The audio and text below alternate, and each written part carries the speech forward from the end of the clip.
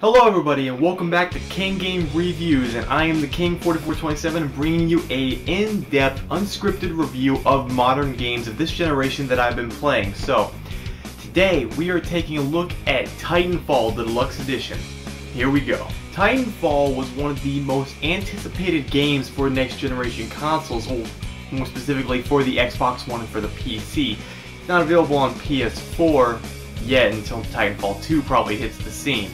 The game is a first-person shooter. Now that doesn't sound too impressive, you know, there's a billion first-person shooters out there, but what made this one so impressive was its excellent first-person parkour system where you could leap off of objects, and it even mixed mech combat with the first-person shooting. Now, if we're going to talk about a game like this, we better start off with the basics, the first-person shooting element in this game. Is it good? It is solid. The first-person shooting in this game is completely 100% solid, and I have no issues with this at all. I never once felt like that interfered with me at all when I was doing my parkour or trying to shoot. It's even really just badass when you're parkouring off a building, just running off the side of it while shooting a pistol, rifle, jumping off the edge, jumping onto mechs. Either assisting your other players or you're taking out other mechs. You can jump onto enemy mechs and fire upon them. And of course the parkour system. The parkour system is probably the biggest thing. The thing that sells this game the most aside from the mechs is the parkour system. So how is that? It's solid. The parkour system is great. There are of course a few issues with it, but I'll get into that later. But for now, let me just say the parkour is great. There's plenty of ledges and places for you to jump off of and onto. You can jump up and get, there's even a double boost thruster you can get where you can double jump.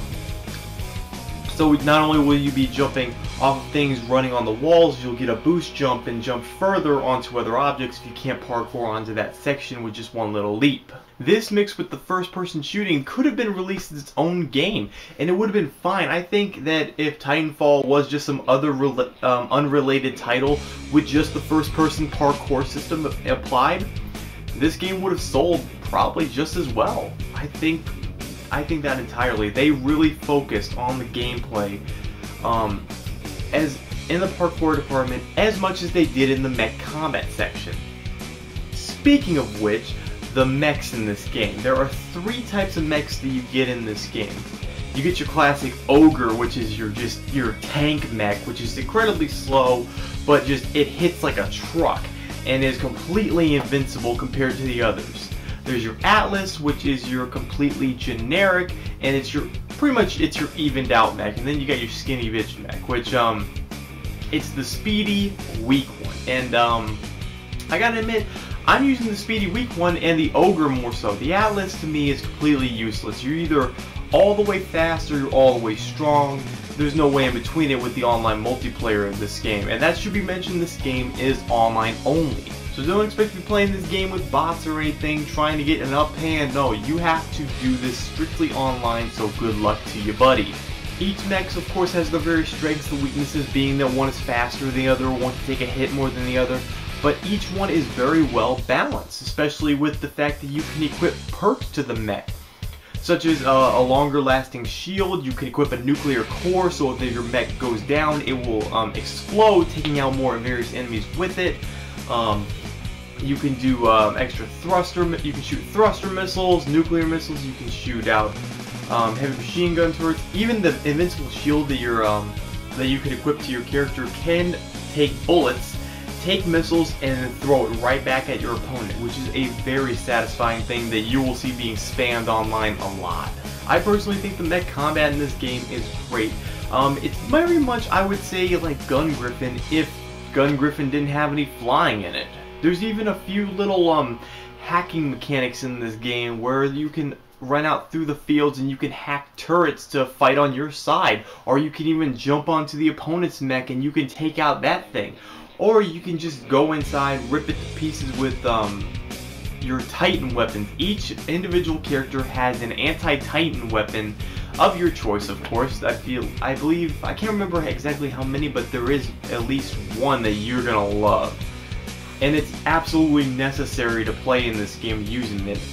This game will keep you on edge constantly. There's not one moment where you cannot stop running, where you cannot stop jumping off those walls, shooting at your opponents, calling in your Titan for backup. You have to keep moving no matter what. This game is on edge. Now, because this game is online only, pretty much you get a few players to play with online, and the game actually does throw small little mech bots in there. A few mindless AI soldiers that are pretty much just there to keep you on the move or to gain some extra attribute points. That's pretty much it. Because really, they can't kill you. If you have even the slightest bit of intelligence, you will not die by these things. So feel free to shit stomp them into next week while you're running around looking for the real AI opponents, and they are the real challenge. Now, another interesting thing this game adds is a burn card system. And what a burn card is, it's a very specific, special type of card that you earn through playing the game that gives you a temporary perk. Like, it could give you an unlimited radar so you could see everybody out in the field. It could shoot out an invisible or a holographic AI partner or that will run out with you. Or it'll help you give unlimited sprint, or it'll give you a certain weapon at a certain time so you can have your loadout as you want it, but then you can activate the burn card when you die and you get that special weapon right away. I think the burn card system is a very interesting mechanic that they added to this game, and it really helps mix things up. I mean, you can customize your own little deck and everything of burn cards and pick out 3 specific ones for the battle ahead. You really don't know which one you'll need, so it's really difficult to pick out which one you want for the fight. Although, if I'm being honest, I don't use burn cards that often in the game. I'm more focused on the shooting and summoning my mech ASAP, and summoning your mech is not as easy as it sounds, because you need to get a certain amount of kills or wait a certain time limit before they tell you you can summon your Titan. And even when you do, there's very little chance you might get to it. The Titan takes a few seconds to drop, and running out to that open battlefield just to get to it is a hazard in itself. As far as level design, there is a ton of variety in this game. Again, I'm talking about the Deluxe edition for this game. So there is a ton of maps. Each one is beautifully designed. Each one is perfect for both the mech combat and the first-person parkour shooting. They both complement each other very well, and sometimes more than others. Some are better for the mechs, and some are better for the regular first-person shooting.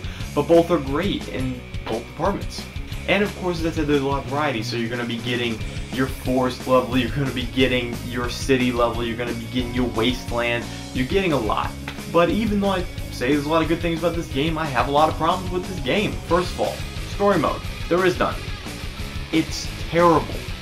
There is absolutely no story mode to this game. It sucks. And what's even worse is it did have a campaign mode. But the campaign mode, really all it added up to was a few little corner map cutscenes of somebody be like, we have to go into the battle. We have to do this. Your guy's losing. Your guy's winning. We have to do this. And no matter who won or lost, it didn't matter. Like, it pretty much just adds up to, hey, we won, or hey, we lost, we'll get them next time, or yeah, that's pretty much it. What the hell? And even now with the recent updates to the game, campaign destroyed. Usually you could go into campaign and you can start from mission 1 and go all the way to the end, but now if you want to do mission 1 all the way to the end, you have to join in, and it'll randomly set you in a map that you have no clue, and then you hope that it puts you through that progression. And another problem I have is the first-person parkour system. Even though I say it's great and it's a good mix of first-person shooting, there's a really a problem with depth perception, and it's a problem I usually have with a lot of first-person games that have a parkour system. You really sometimes just can't get the depth right on what you want to jump on, or how far something away from you is. But of course there is a perk where it gives you a double jump, and you could use that, I guess, but still, it's still a pain in the ass. And one last big complaint I kind of have is that mechs in this game die way too fast. Even the invincible ogres die so quick. I don't know if it's just me, but these mechs are like freaking tin cans. Especially the skinny one, which just, that thing dies pretty quick, but it says it's gonna die real quick anyway. But even the ogres, man, the ogres. If you get them in a beatdown, you're done. And I really think they should have added a few more things to make the mechs more invincible so the mech combat lasts a little bit longer than it does. Or maybe they should have added a few different types of modes for the game so you can play as mechs more often. I'm not too sure, but there are a lot of multiplayer modes you can play through. There's a lot of maps you can go on to. The first person parkour system is amazing, with a great mix of first-person shooting and mech combat. It's a great mix, it's a good game, and I really do think you should check out Titanfall Deluxe Edition.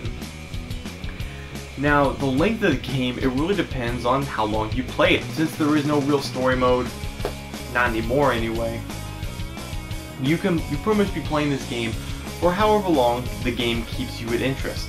It's an online-only game, so take that for what it's worth. And at a price of $30 for the Deluxe Edition now, I think that's a great price for this game. I think it is well worth the money, and you should definitely check it out. If you've never played Titanfall, if you really weren't believing the hype that everybody was giving Titanfall when it came out, I think you should check it out now. It's a good price, it's a great game, and in the end, I'll give Titanfall, the Deluxe Edition, an 8 out of 10. I'll see you guys in the next King Game Reviews.